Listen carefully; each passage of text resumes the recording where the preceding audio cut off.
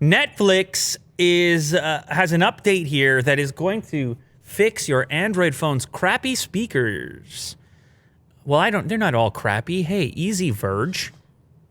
But yeah, I get the headline. You gotta make a headline. It's hard, this game. You make these headlines. I don't know. Are they gonna click on it or are they not gonna click on it? I don't know.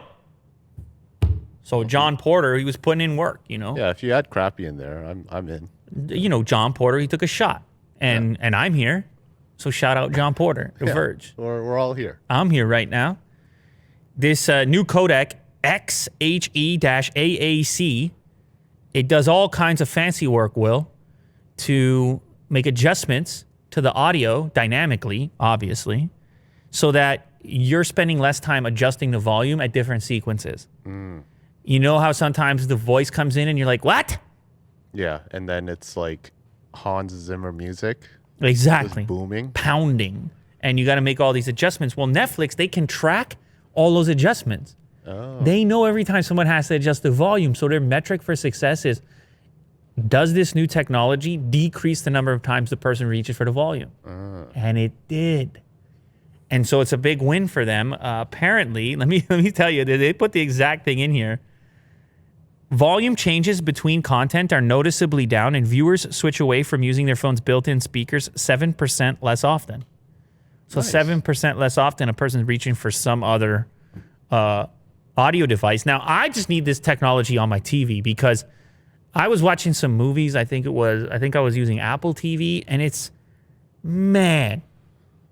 What were you watching? There's people in the house. Okay, there's people in my house.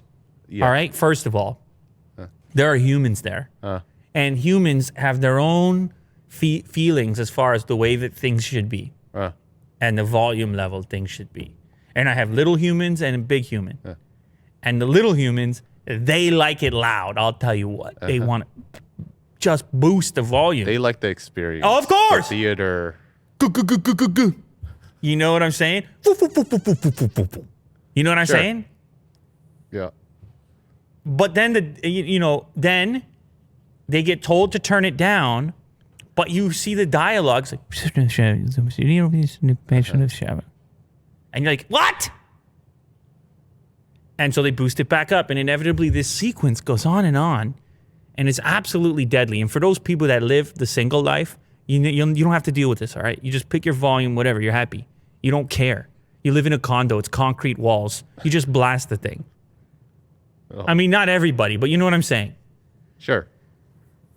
This technology, people got to figure this out dynamically, how to put a mix together on a handful of hardware that can figure this out so that it can take care of it. We have all kinds of advanced AI. We got cars that drive themselves.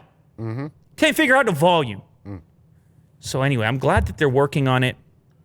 It's a really cool technology, and I want to see it roll out to more hardware so I can spend less time on the volume button. And I know there's people out there who agree with me, Will.